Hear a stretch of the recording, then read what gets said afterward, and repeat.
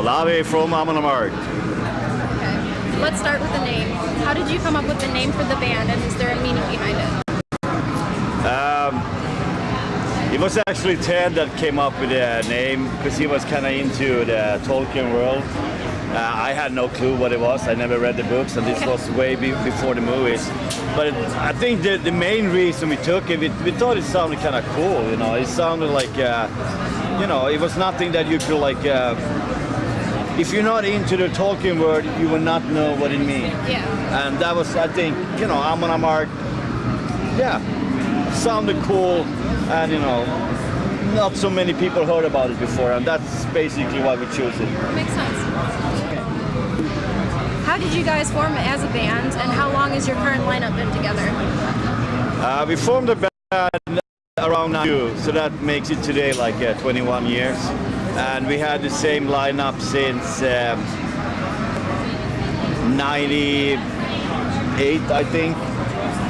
So, I mean, we were just high school friends and jammed and, with different people before 92. And, when Big Johan, the singer, and Ted, the bass player, joined the band, that's when we decided to reform the band, more or less. So it was just, local high school friends, jamming, having fun. How many releases have you put out, and what would you like the fans to know about your latest release? We've done 9 albums and 1 mini CD, so that's like 10 releases. And our new CD, what I want fans to know, hopefully our fans already knows the album. But if they don't, it's Amon Amarth, but really not big changes or anything like that. But it's just, another 10 killer songs. Yeah, definitely. Who are your musical influences growing up? My first band that I really loved when I was young was Kiss.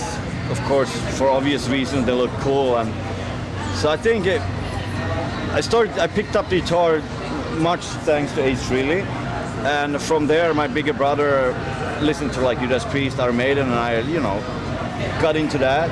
And then I found like more extreme music like punk and hardcore, not the hardcore today, but the old school hardcore. And then I heard Slayer, and then I heard the first death metal bands, and this was like towards the late 80s. And for me, my inspiration is everything, it's traditional heavy metal combined with punk and combined with, death metal and a lot of Slayer. And that's where I come from. Well, then what do you listen to now? Right now, I've been listening to Slayer a lot for obvious reasons. Except for that, I try to listen to all kind of, I try to pick up new bands as much as possible. But, my heart is still, back in the 80s heavy metal, like Iron Maiden, Judas Priest, Accept, and Slayer, of course. But, I don't know, Primordial, one of my favorite bands. Who's that person who gave you the confidence to pursue a musical career as a profession? Wow. To be honest, I don't think really anybody from my home pushed me. They were just, my parents were like, so when are you gonna cut your hair and get a real job? And they still ask me that. But I don't know. I don't think I actually had anybody except for, I just wanted to, play fucking brutal music and have fun. And luckily I found a bunch of people that had the same vision, and here we are today. Very successful. When you're not on stage performing, what do you do with your free time on the road?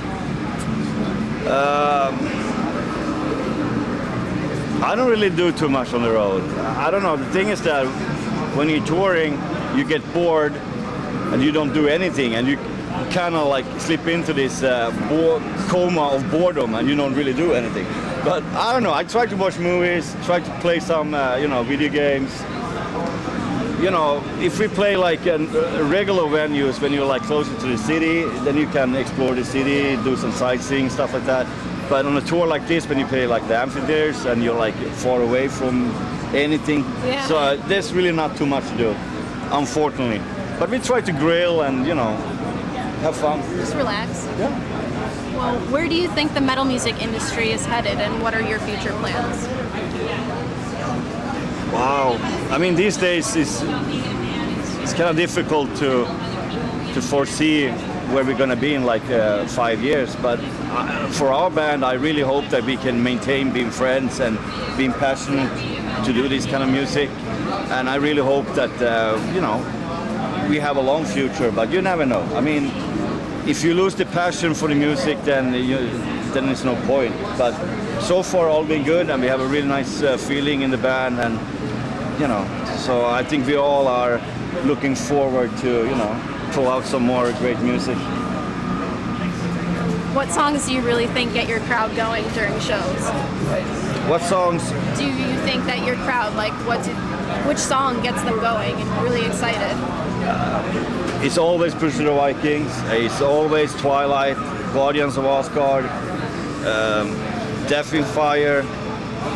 I think all our, so to say, classic songs is the ones that everybody really goes nuts, and it's really, really cool. But I've seen on this tour that even the new song Deceiver is, people get nuts when they hear it too. So, what's your favorite song to play live? right now it might be Deceiver because we haven't played it that much. But I like all our songs. And especially the ones that, like the ones I mentioned, like Twilight and Pursuit, because everybody really gets into it. So it's more fun to play when the audience, yeah, and also when the audience are really into it. Well, what's a must-have backstage? Beer. Backstage, just during the show. Beer. Do you need beer? Beer. Okay. I can understand that. What would you like to say to all of your fans watching you? Thank you for your support.